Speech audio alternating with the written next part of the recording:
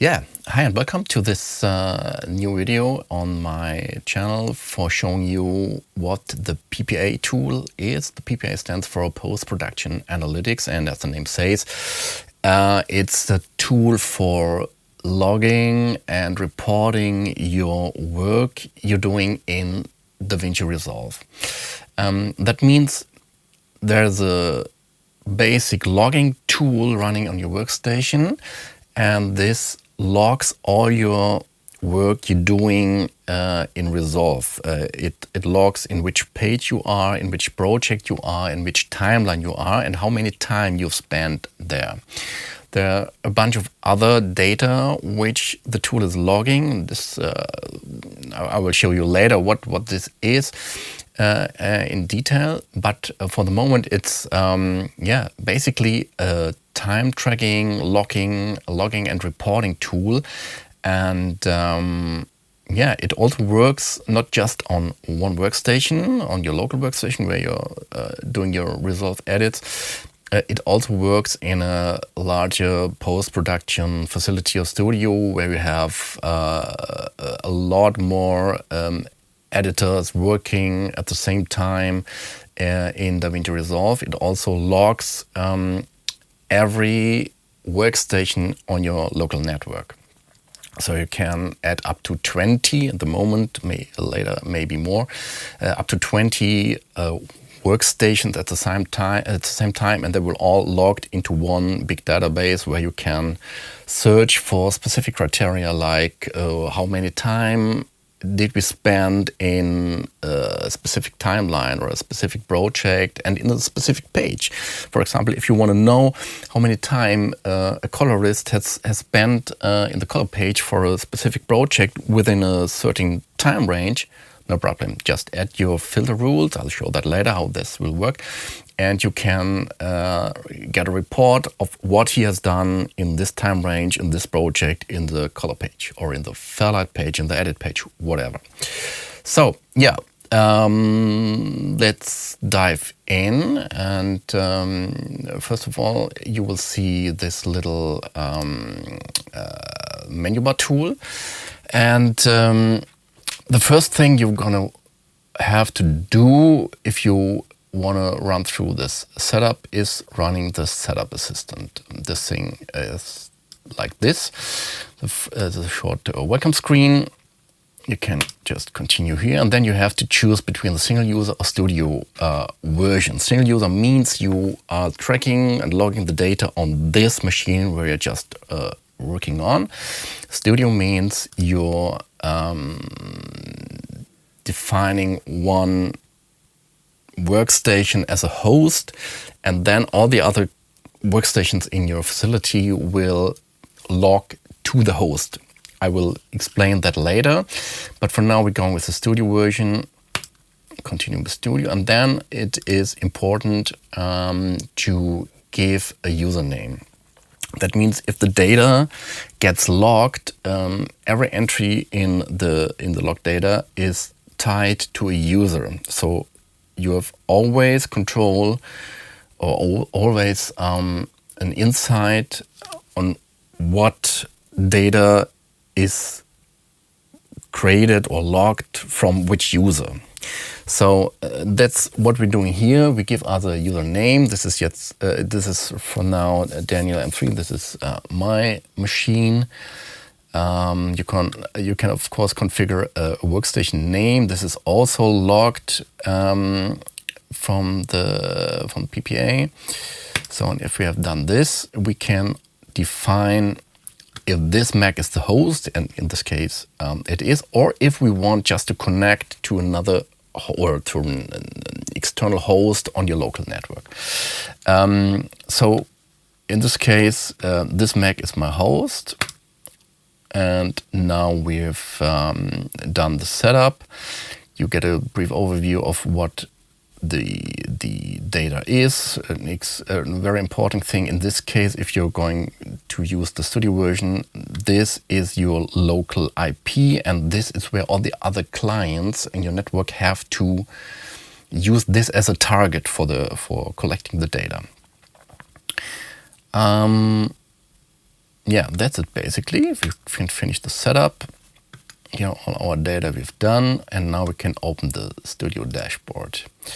So that's our dashboard. This is the main control of the PPA tool.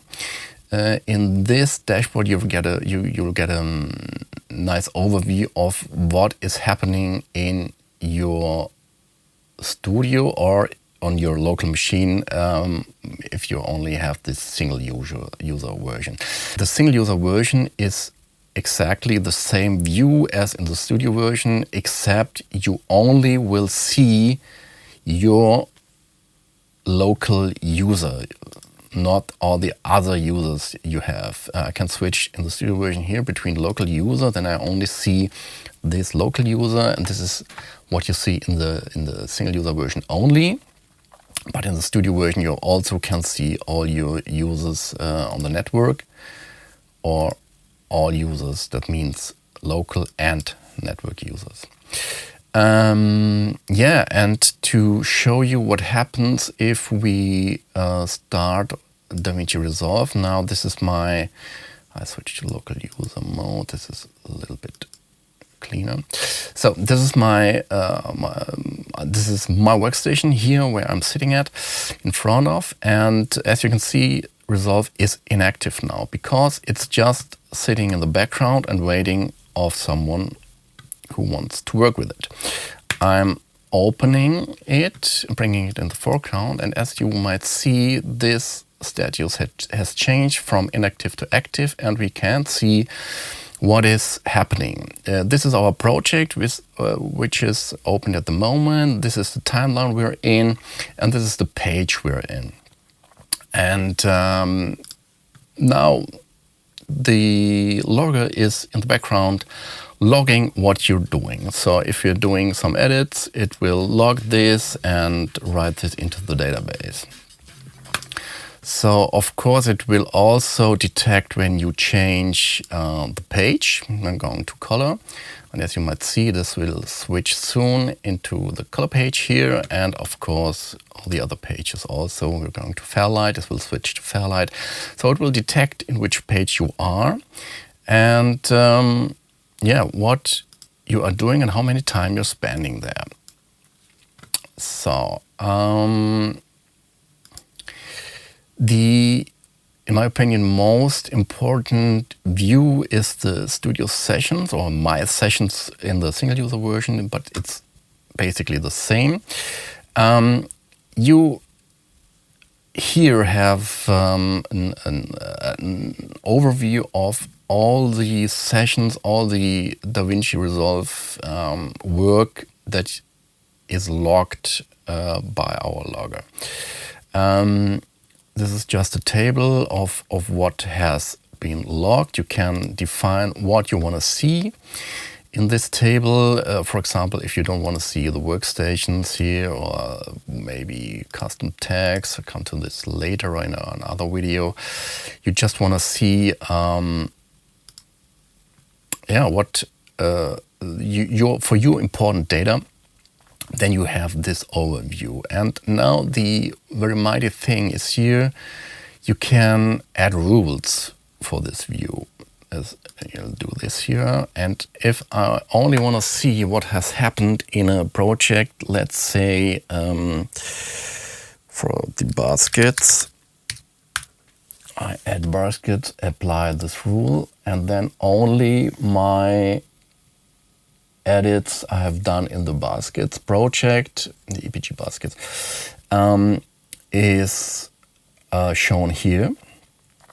And you get a briefly overview of what has happened during the last days, during the time or since you started logging your project.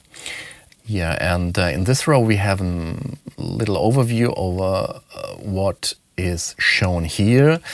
We have an added time of 34 minutes and a total amount of 56 euro. That of course depends on the billing settings you can define here under settings. You can give hourly rates for project, for user, for page, whatever. This is very, very detailed if you need to calculate your amount of money you have to invoice to your client. Yeah, but that doesn't stop here. We can also add another rule, maybe for the page we were in. I select page, and then we have some pre-given pages here. I just want to see how much time we spent in the color page, for example. Then I apply the rule, and we only did 36 seconds. Okay, that's very low in this project, but you get an idea what you can do with this. You can add as many rules as you want. You can also filter for a workstation or for a user, or flags. So if you added some flags to your timelines, you can also filter for this, or you can also give comments and descriptions in Davinci. So if you add a comment, I will show you this in a later video, you can add a comment or description to a timeline in the Davinci metadata, and then this will show up here, and you can filter for this. For example, if the editor wants to give your admin or your guy for accounting a little hint for what has to be taken into account, you can give a description or comment and say, for example, I don't know, any hints for the guy who makes the invoices, and let's say I did accidentally do the job twice or whatever, I don't know. So this is a very interesting feature to individualize this communication between Resolve and PPA. As shown, this is the overview dashboard, and you can edit these widgets to your like.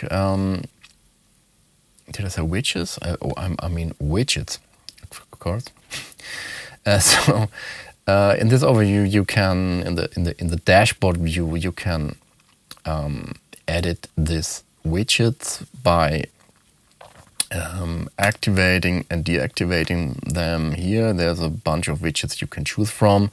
If you want to see how many users you have at the moment, there are 3 active, and we have 5 workstations registered at the moment.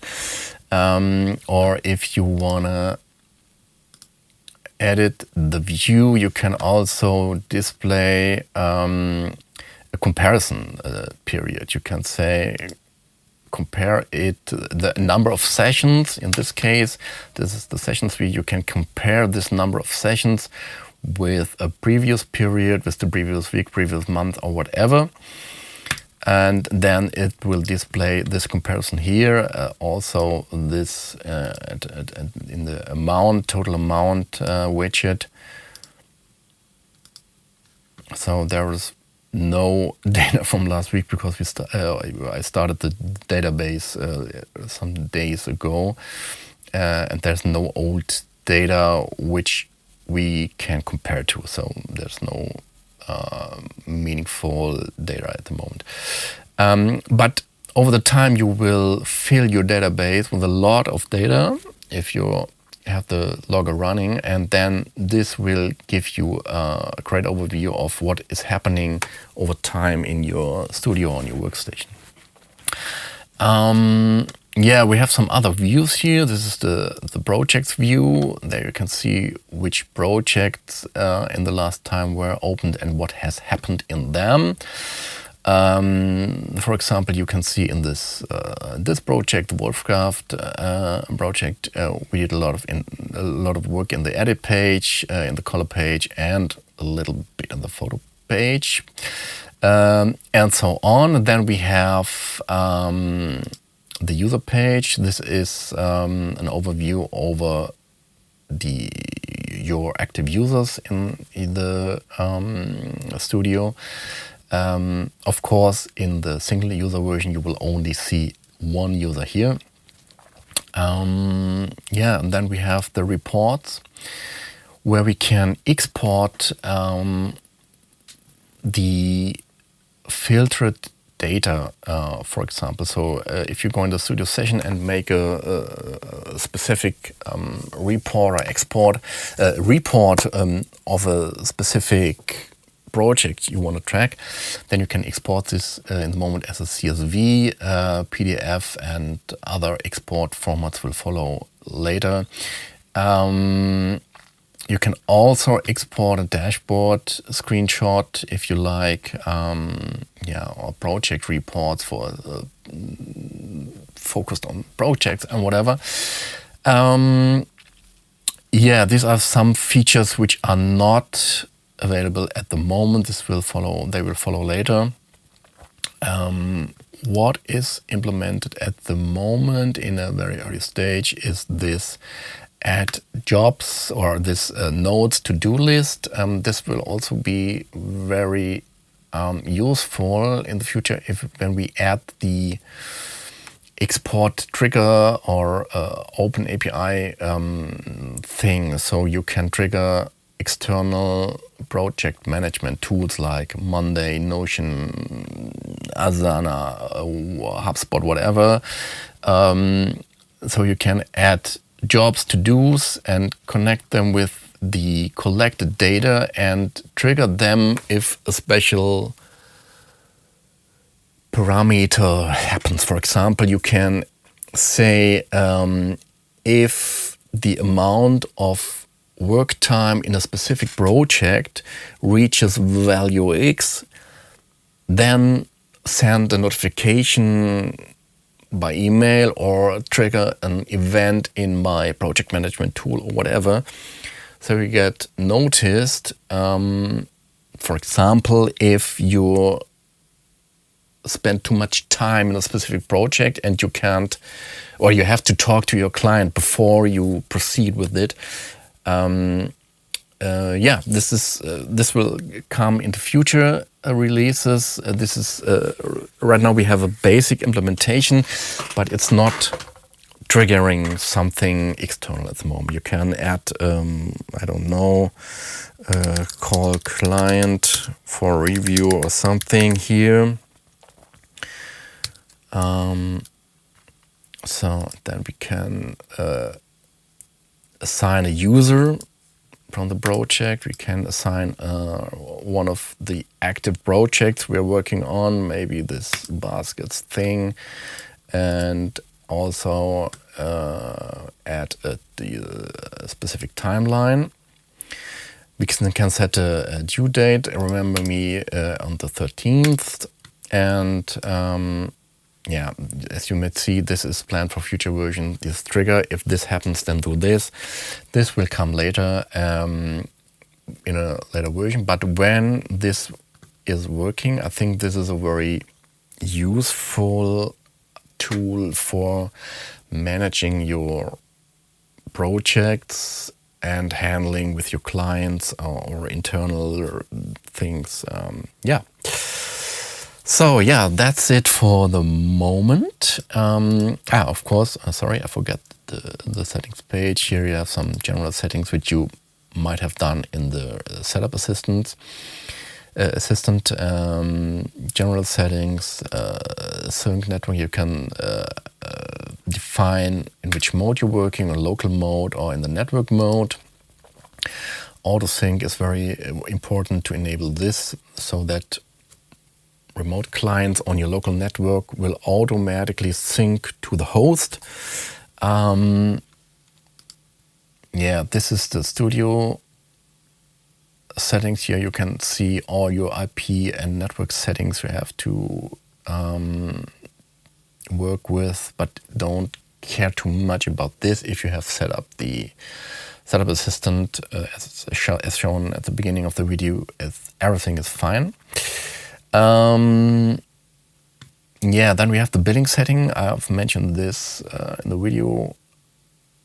Yeah, you can of course set your currency to what you like, your global hourly rate. This is by default at 100 euro. You can adjust this to your liking, let's say 250 or whatever. Yeah, I don't go to every setting here. Just for you can override this global hourly rate by page-based hourly rate. So you can say, if my editor is working, I have maybe 60 euros an hour, and the colorist is a little bit more expensive. We charge 80 euros. You can define this by page.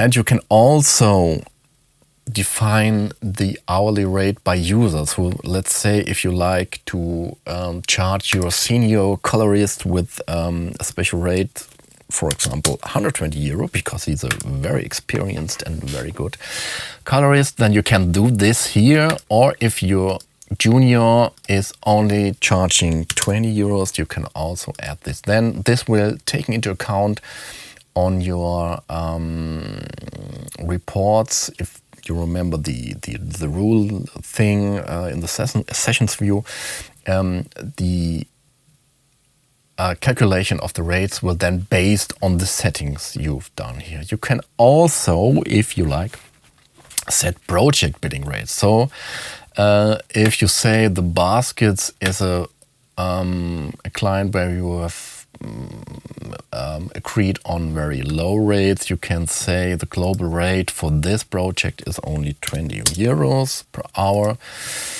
Or you can also, if you like, add individual rates per page for this project.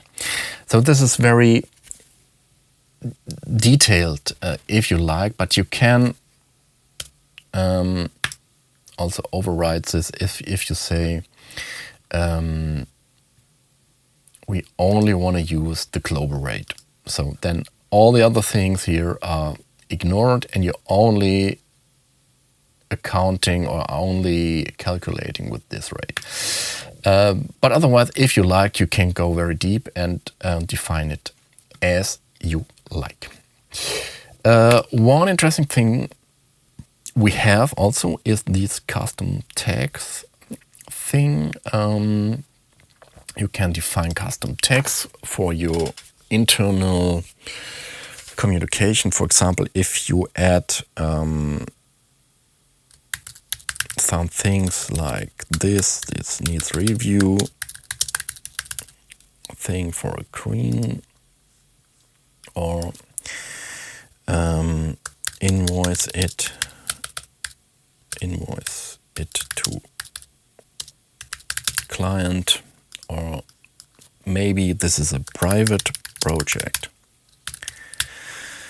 and so on. You can add up to 10 individual tags. And then if we go into the Studio view and add these, where is it, custom tags row, then we can say, you see this, these are the tags we just defined in the settings. They pop up here. So now we can, okay, now we can add this, we now can add this tag to this project, and we can now choose to only use it on this single entry, or just remove. Why can't we remove it? Okay, or you can choose to add this tag to all entries with this project. I'll do this. Let's say this is a private project, all entries for this project, and bam, you see these are added to all the EPG basket projects. If you say this is a private project, for example, and you don't have to invoice it or something, then you can mark with these custom tags very fine and very detailed these things. You can also then filter for this tags, and now we only want to see the private projects and apply. So bam, all other entries are hidden and you only see these private projects. Yeah, so that's it for the moment. Just for the guys who want to know when PPA will be available, we're in, as you can see, in a relatively final stage of this tool, and I think we are going to let you guys get an early access during the next days. So yeah, I will keep you informed, and if you're interested to get in touch with PPA, just let me know, send an email, go to our webpage, www.dbsoniclabs.com, and look for the PPA tool, or we have a very interesting backup tool also there, and send us an email. And yeah, then I hope we'll get in touch again. Thank you very much. See you soon. Bye bye.